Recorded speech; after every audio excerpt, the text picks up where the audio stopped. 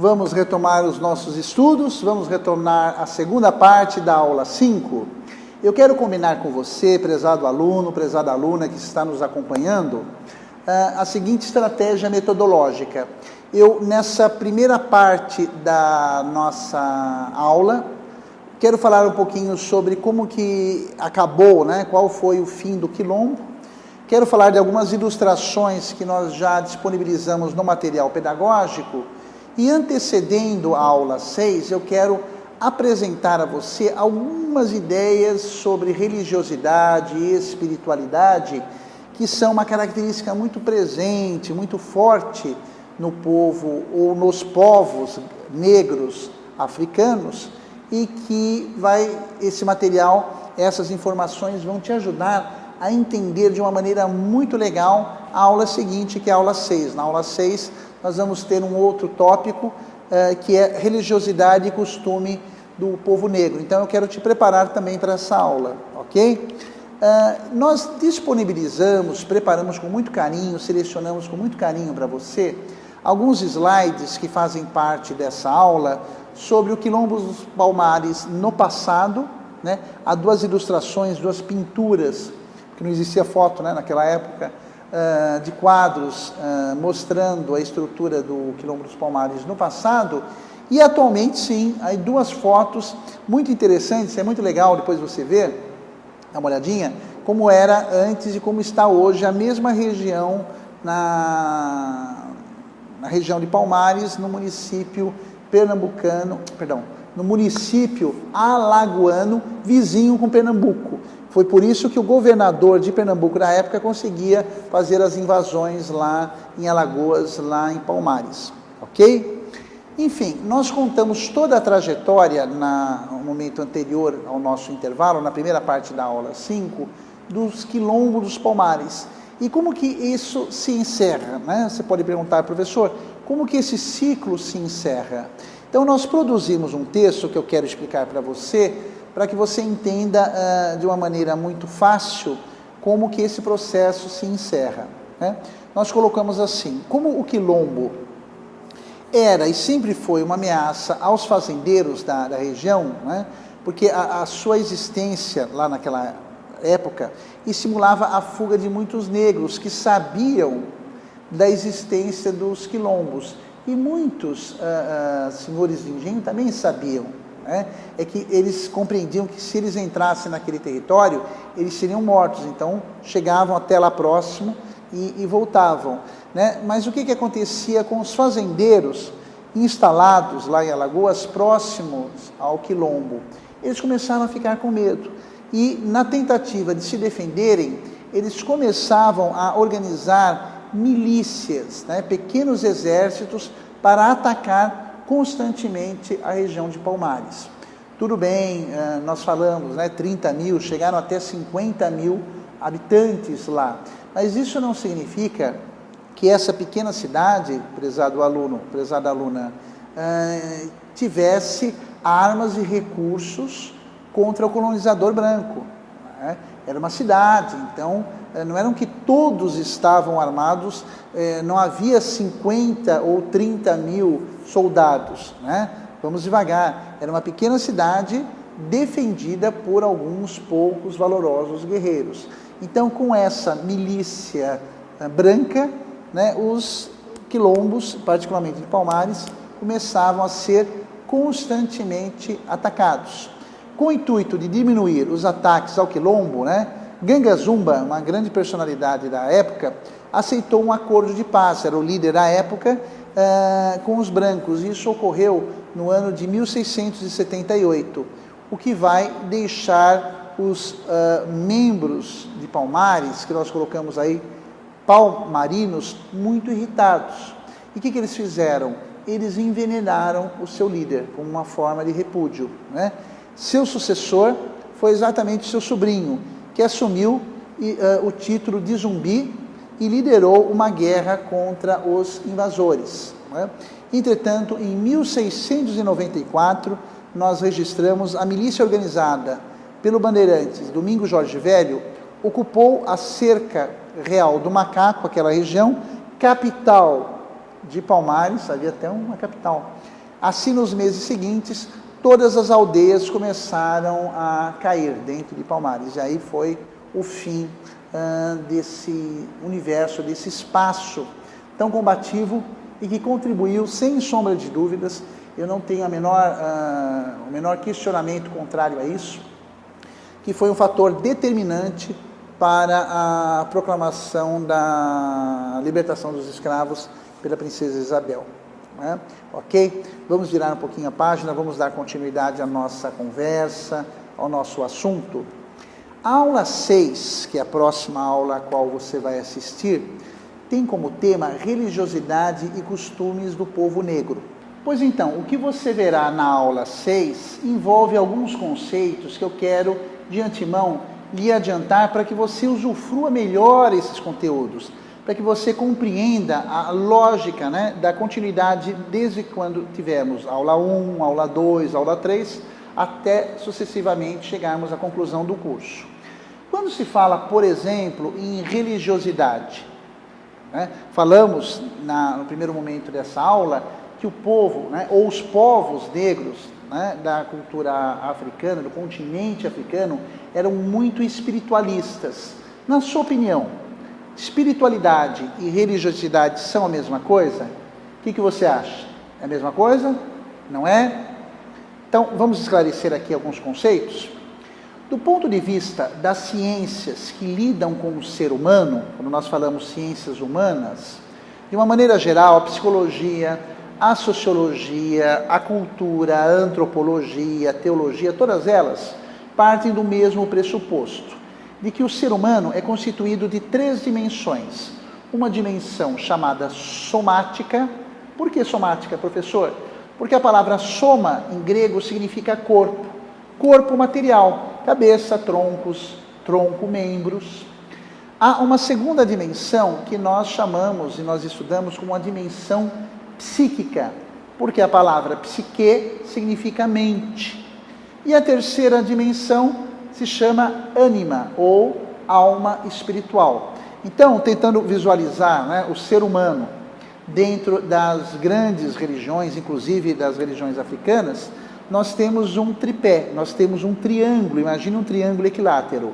Uma dimensão, ou um lado, equivale ao nosso soma, ao nosso corpo material. Um segundo lado, nós temos a psique, que equivale à nossa mente, ao nosso lado emocional, intelectual, racional. E a terceira é o ânima, que é a nossa alma, que equivale à nossa alma.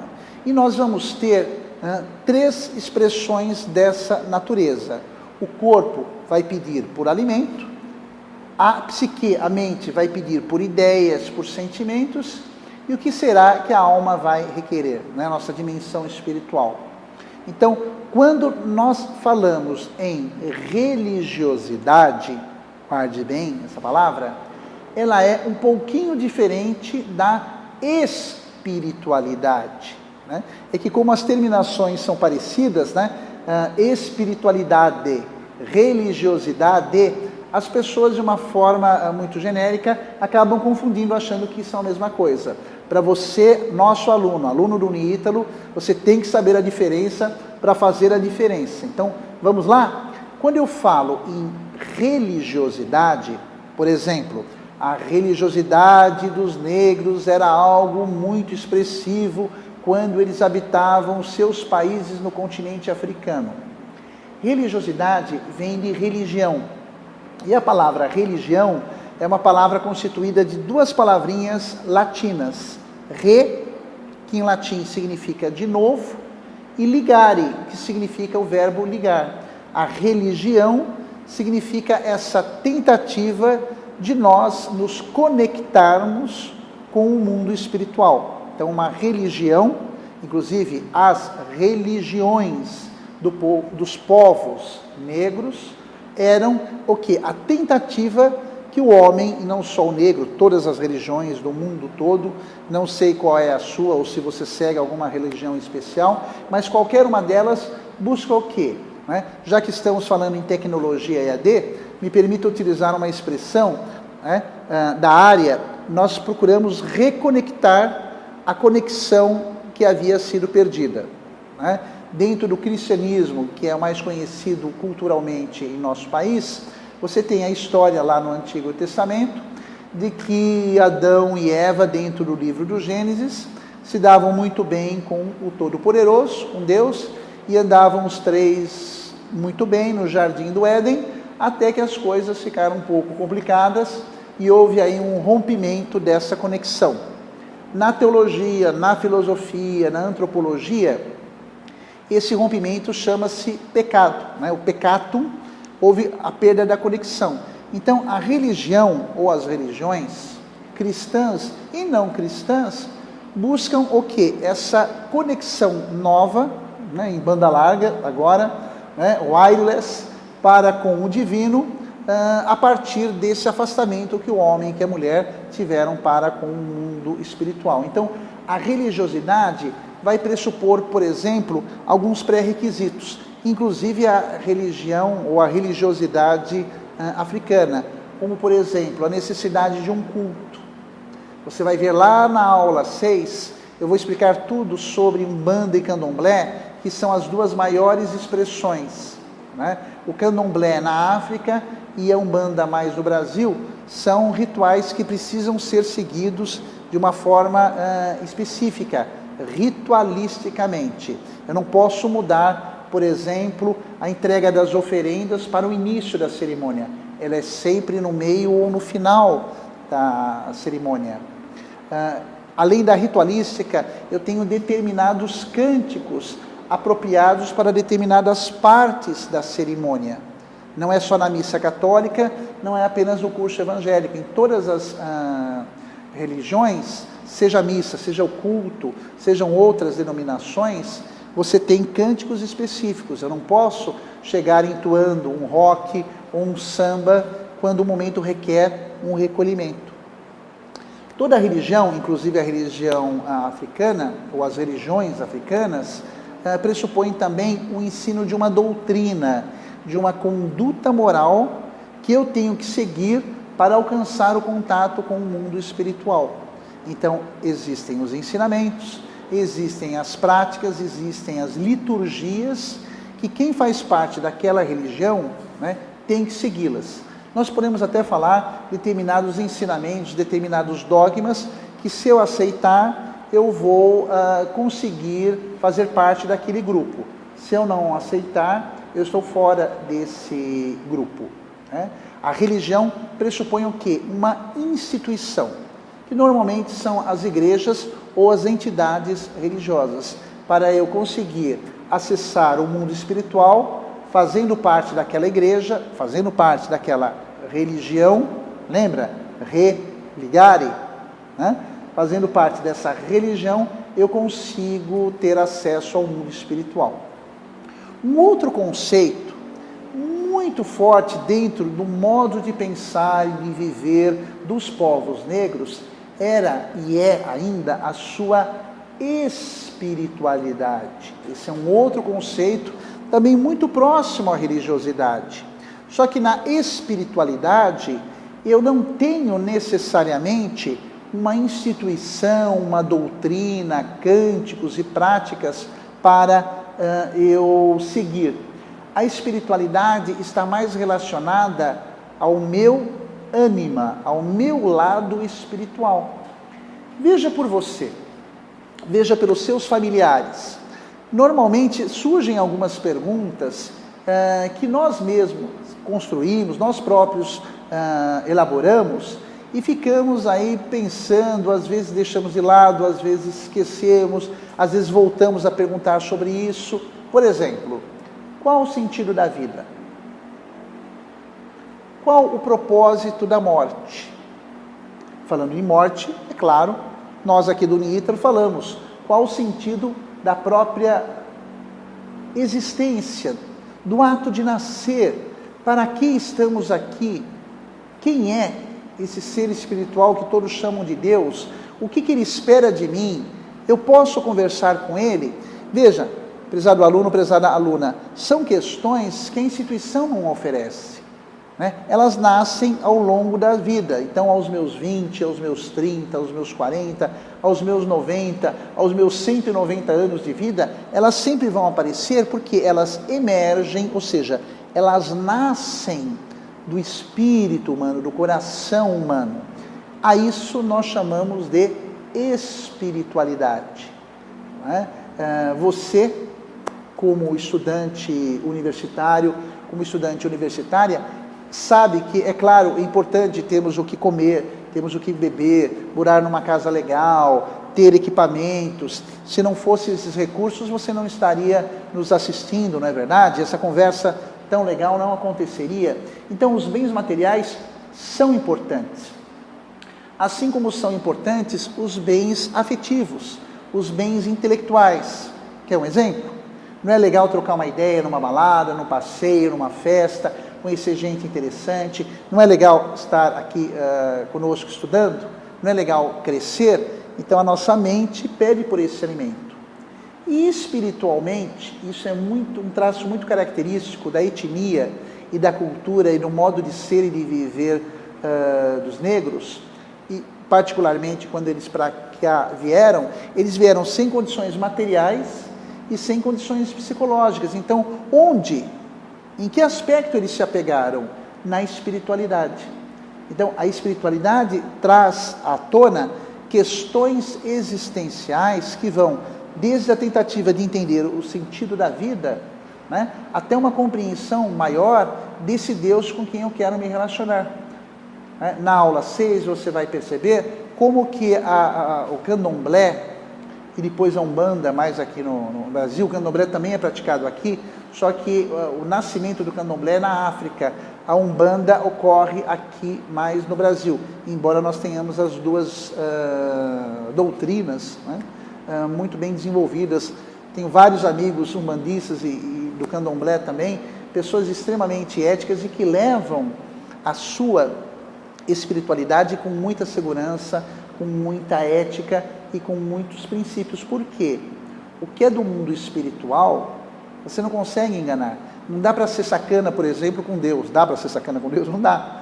Então, normalmente, quando a pessoa, ao longo da sua vida, eu não posso te dizer se aos 18, aos 30 ou aos 90 anos você vai ter esses questionamentos. É você que tem que se questionar. Mas quando essas questões nascem, saibam que elas são do âmbito da espiritualidade. Tanto que eu posso ter perfeitamente um relacionamento com o mundo sobrenatural, independente da instituição. Ser espiritualizado, ser espiritualista, não significa necessariamente ter uma religião. Tenho amigos que têm uma espiritualidade muito forte e não seguem nenhuma doutrina. Tenho amigos e conhecidos que têm uma espiritualidade muito forte e buscam isso numa determinada igreja, numa determinada iniciativa do mundo religioso. Você já é uma pessoa adulta, já é um jovem de cabeça aberta, tem condições de escolher aí qual é melhor o seu caminho. O que para nós, nesse curso, é importante é você perceber que, tanto na aula 5, quando nós falamos de Zumbi dos Palmares, né, dentro dos próprios quilombos haviam várias manifestações religiosas de grande espiritualidade. Nós temos algumas narrativas colocadas lá que traduzem a busca do negro escravo em um Deus que o libertasse da opressão dos brancos. Né? Coloque-se um pouquinho no lugar deles, sem ter o que comer, sem ter o que beber, maus tratos, chibata, sofrimento. Em que eles iam se apegar?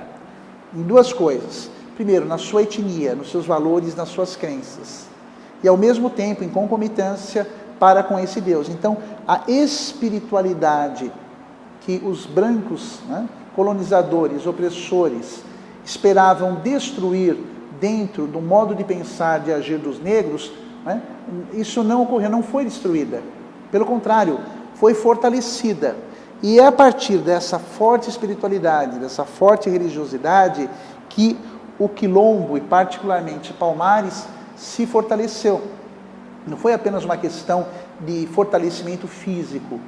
Lembra na aula 4, quando nós falamos da fuga dos negros para os quilombos, depois na aula 5, né, nós falamos sobre a construção desses espaços geográficos, né, a alimentação, a busca por lenitivos, a busca pela cura, não era só do corpo, era da alma também.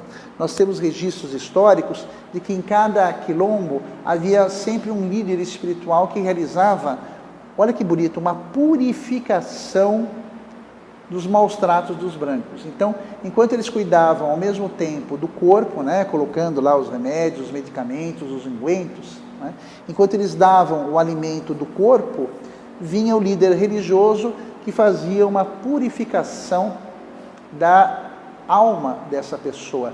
E aí eu vou te contar um segredo que pouca gente conhece, que você, aluno do Nitro, vai saber. Você sabe que, por tradição cristã, o sal grosso junto na água, né, num copo, é colocado em algumas casas para tirar aí as energias negativas.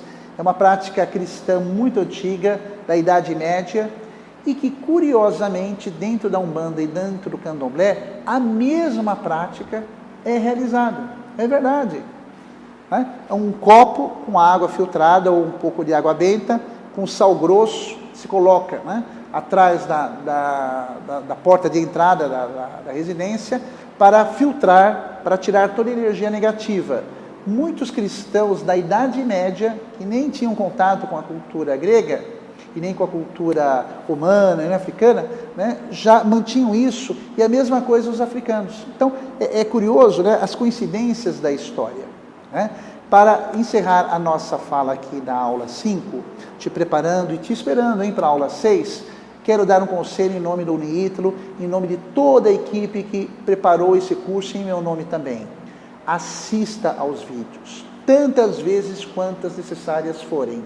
Veja o material que nós preparamos, as indicações bibliográficas, porque é tudo isso que faz com que um curso EAD valha a pena. Né? Acredite no seu potencial. Nós aqui estamos torcendo para o seu progresso. Tanto que o nosso lema é: invista em você. A sua felicidade, a sua satisfação é o nosso motivo de estarmos aqui. Um grande abraço e te vejo na aula 6. Tchau, tchau.